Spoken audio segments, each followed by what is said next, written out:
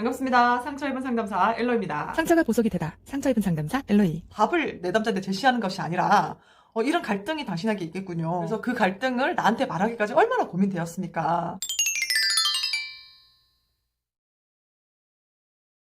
이렇게끔 그 갈등을 차라리 읽어주는 것이 오히려 내 남자의 마음을 열어주는, 그리고 상담사로부터 존중받는 경험을 하게 됩니다. 무조건 의견이 일치하고 그래야 되는 거 아니에요. 다음으로 진지하게 듣고 공감하기. 이건 어떻게 하느냐. 상담사가 이렇게 많은 케이스들을 소화하게 되면 내 남자 한 명 한 명에게 집중하는 게 정말 어렵습니다. 그래서 저도 사실 많이 반성하는 부분이 저의 어떤 스케줄이나 저의 컨디션을 조절하지 못한 부분, 예전에. 지금은 철저하게 이제 하루에 좀 제한을 두고 있어요. 가급적 오전 상담을 이제 좀 피하고, 오후에 이제 또 너무 늦은 상담은 피하고, 이렇게 해서 최대한 내 남자에게 집중할 수 있도록 집중하는 이 모습을 보면서 내 남자는 내가 지금 존중받고 있구나, 이 선생님이 나를 허투루 생각하지 않고 어떤 나의 문제에 대해서 심각하게 다뤄주고 계시구나 라고 느낍니다. 이럴 때 내 남자는 존중받는다는 느낌이 든다는 거예요. 또 너무 존중한다고 이 내 남자의 말을 들으면서 너무 앞서가거나, 그러니까 내 남자 슬프다는 말을 안 했는데 가만히 들어보니까 너무 슬플 것 같다. 그래서 너 너무 슬플 것 같아요, 이렇게 먼저 앞서가거나 넘겨짓거나, 이렇게 했을 때 내 남자들은 존중받는다는 느낌이 안 들고, 그래서 항상 허락받고, 항상 추측이라는 걸 알리고, 내 생각이라는 걸 좀 알리고, 그리고 내 남자가 느끼는 그 언저리에서 따라가는 기술이 필요하다. 그래서 제가 저번에도 상담사의 어떤 두려움, 이런 것들을 해서 다뤘죠. 상담사의 생각. 상담실에서는 상담사의 생각을 굉장히 의도적으로라도 비워야 됩니다. 낯선 내 남자를 만날 때 두려움을 감소시키는 건 어떤 거라고요? 내 남자에게 초집중을 하는 방법. 그 방법이 있습니다. 관계 속에서 어떻게 또 존중을 받는 느낌이 드냐면 바로 진솔성입니다. 얼마큼 상담사가 정말 진정성 있게 자기 자신을 대해주는지, 그거를 경험하면 된다는데, 이게 되게 어려워요, 사실은. 사실 상담사 자체도 자기 감정에 민감하지 못하는데 어떻게 내 남자에게 진솔할 수 있을까? 이게 진솔한다는 게 무조건 솔직하다는 게 아니거든요. 사실 저도 모르게 상담실 들어가면 이렇게까지 개팍하긴 하지 않습니다. 저를 굉장히 차분하게 만든 상태에서 하긴 해서, 이렇게 하긴 하는데, 초기에, 제가 진짜 상담 초기에, 그때 진짜 연극성스러운 이제 성격이 올라왔을 때, 그 상담사만의 페르소나가 있습니다. 굉장히 자비하고 인자하게 보이려고 하는 그런 태도들. 정말 초기에 그런 것들을 많이 제가 했었어요. 그때 제가 느꼈던 건 뭐냐면, 사실 두려움도 같이 있었어요. 온화해 보이고 싶은, 그리고 나는 문제가 없는 사람처럼 보이고 싶고, 그리고 나는 굉장히 전문가처럼 보이고 싶고, 그리고 이 내 남자를 도와줄 수 있는 능력이 있는 사람처럼 보이고 싶고, 잘 지내고 싶은 그런 욕구 있잖아요. 그러니까 그걸 보여주고 싶은 욕구. 그렇다 보니까 굉장히 부자연스럽고 굉장히 태어난 척하고, 물론 그때도 이제 솔직하려고 노력했지만, 그때는 좀 저를 밝히고 저를 공개한다는 어떤 두려움, 저의 미숙함이 드러날 것 같은 두려움이 컸을 때 사실 진솔하지 못했던 것 같아요. 지금은 제 미숙한 걸 너무 잘 아니까. 그리고 때로는 이 미숙한 게 내 남자에게 굉장히 도움이 됩니다. 왜냐면 상담사들에게 되게 기대를 가지고 오거든요. 뒤에 알겠지만. 그런데 상담사가 생각보다 이게 허당일세 글쎄? 이렇게 하면 이 내 남자들이 막 올라가 있던 상담사에 대한 어떤 이상들, 높게 평가한 그게 무너지면서, 이 인간이구나, 이것도. 그냥 지랑 나랑 다를 게 없네, 이러면서 굉장히 편안해지는 거죠. 그래서 상담사가 하는 실수, 상담사의 미숙함, 이거에 대해서 여러분들이 그렇게 부담 가지지 않아도 돼요. 우리가 인간 다 할 수 없어요. 뭐랍니까, 그거. 한결 물속은 알아도, 10결 물속은 알아도 한결 사람 마음 모른다는 생각이 안 나냐. 하여튼 제가 이게 기초 상식이 없어가지고 이런 거 좀 많이 약합니다.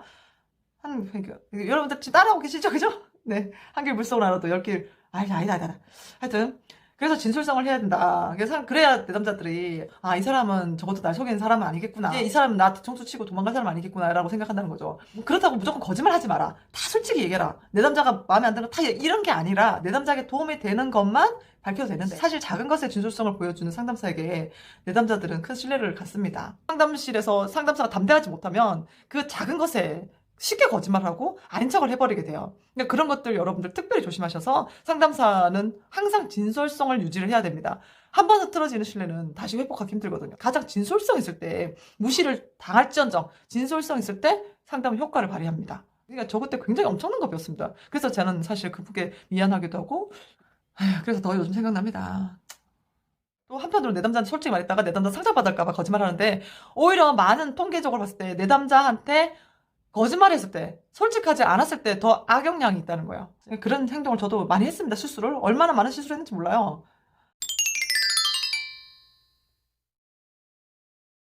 끝으로 긴장된 감정 방출하는 거랑, 그리고 기타 요인들 좀 볼게요. 자, 내 남자도 우리 만나러 올 때 어떻게 와요? 네, 잔뜩 긴장하고 와요. 사실 요 낯선 환경 자체만으로도 긴장되는 거죠. 이분들은 평생을 그렇게 살 수도 있단 말이야. 자기 감정을 억압하고. 그죠? 욕구를 억압하고. 그러면 상담사가 그 감정을 여기서 뿜어내도, 털어내도 문제가 안 된다는 것을 몸으로, 행동으로, 태도로 보여줘야 돼요.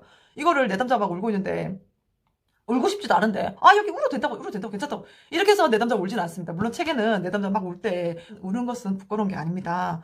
누구나 다 울 수 있어요. 이렇게 말을 할 수 있어요. 근데 막 눈물도 안 나는데 막 그런 거 보고 울어요. 막 이렇게 이런 건 안 하겠죠? 그런 거 있잖아요. 실컷 울었어요. 꺽꺽 울어요. 저는 처음에 집단 상담 받았을 때 정말 너무 자존심 상하는 수치심을 우리 그때 리더분께서 건드셔가지고 그게 어떤 치료 방법입니다. 수치심을 건드려서 이 사람의 동기를 강화시키는 거. 너무 수치스러워서 집단 생전 처음 들어갔을 때 2박 3일 울었어요. 진짜 그냥 운 것도 아니고 막 끄끄 딱 갔을 때 이제 교수님 탁 말 걸면 말을 못 이러면서 막 내담자들도 그래요. 그러니까 1대1로 상담하는데 이게 막 이렇게 막 운단 말이에요. 그때 상담사는 어떻게 하냐면 그때 우세요 괜찮아요 이렇게 한 게 아니라 같이 침묵을 좀 지켜주면서 그럼 묵직하고 지퍽지퍽한 그 감정이 함께 머물러 주는 거예요. 제가 예전에 참 어려웠던 게 그 머물러 줘라. 그 감정에 머물러 줘라. 그 머무르는 방법을 알려줘야 뭐 머물게 하지. 저도 여러분께 지금 안 알려줄 겁니다. 왜냐면 지금 알려줘도 여러분들 잘 모르거든요. 나중에 혹시 슈퍼비전을 할 때 제가 나중에 사례를 가지고 슈퍼비전 해줄 때 우리 선생님들께는 해드리는데 그 머무르는 방법 뭐 이런 것들 그런 것들 여러분들이 나중에 상담을 하면서 배우는 겁니다. 자 다음은 제일 좀 내담자들, 특히 남자 내담자들은 이런 거 되게 어려워요. 특히 부부 상담할 때, 자, 지금 어떤 감정인가요? 이렇게 묻는단 말이야. 그러면 무슨 의도로 그렇게 말씀하시는 건가요? 막 이렇게 얘기를 해요. 자, 지금 어떤 생각이 드나요? 이렇게 하면 도대체 어떤 말을, 경계를 좀 지어주시죠? 뭐 이렇게 얘기해요. 그만큼 자기의 생각, 감정을 표현하는 걸 내담자분들은 굉장히 어려워합니다. 그거를 상담사들이 자체 공격으로 들으면 안 돼요. 왜냐면 방어가 센 사람들은 진짜로 공격을 해버려요. 그걸 왜 물어요? 무슨 의도로 그렇게 말씀하세요? 이렇게 한다니까요? 상담실에 와서도 그렇게 합니다. 상담실에 와서. 저 선생님이 무슨 의도로 그렇게 묻는지 모르겠어요. 이렇게 하면서. 멀쩡해 돈 내고 오면서. 이해 안 되죠? 근데 많아요. 진짜로. 자기 돈 내고 와가지고. 싼 돈도 아니고. 왜 물어요? 그런 거? 뭐 이렇게 해요. 당황스럽다니까요? 그러나 절대 당황하지 말고. 아, 지금 이 질문이 낯설었군요. 아, 이 질문이 좀 당황스럽죠? 예, 상담에 처음 오시면 이런 질문 받으면 좀 당황스러울 수 있습니다. 그러나 이런 질문을 통해서 아무개님의 마음과 아무개님 생각을 스스로 정리하고 이 문제가 왜 일어나는지 이해를 하게 되면 이 문제에 대해서도 예방이 가능할 거고 이 문제를 여러분들이 다룰 수 있게 될 거예요. 라고 설명을 해주면 돼요. 깜짝하고 겁먹지 말고 또 짜증났다고 같이 짜증내지 말고 그런 것들이 있습니다. 그래서 뭐 기타로 이런 거 둔해지기, 뭐 새로운 행동 실험 강화 격려하기, 기대와 희망, 시간 이런 것도 있는데 대충 말하면 상담에서 효과를 볼 수 있는 기타 원리, 자기 행동과 어떤 감정, 생각에서는 민감한데 증상에 대해서는 둔감해지라는 거야. 누구나 너 그럴 수 있어. 지금 우울한 거, 지금 분노가 차올라서 분노 조절이 안 되는 거, 뭐 누군가를 계속 의심하는 거 이런 것들 많이들 그래. 그러니까 이런 것들을 너무 막 특히 강박증 같은 경우는 진짜 예우도 안 좋거든요. 이런 분들한테 그럴 수 있어. 너뿐만 아니라 누구도 이렇게 될 수 있어. 그 욕구를 동의하는 거랑 좀 달라요. 그래서 어떤 증상에 대해서는 좀 너그러워져라. 나 자신의 문제에 대해서는 좀 너그러워져라. 결국 더 나아가면 나 자신에 대해서 그 관대함을 가지는 거거든요. 나는 이렇게 하면 안 돼. 나는 절대 이런 짓을 하면 안 돼. 나는 나빠. 뭐 이런 것들에 대해서 그럴 수도 있지. 난 연약하니까, 인간은 다 연약하니까 이런 모습 가질 수 있지. 나쁜 건 아니야. 연약한 거지. 이렇게끔.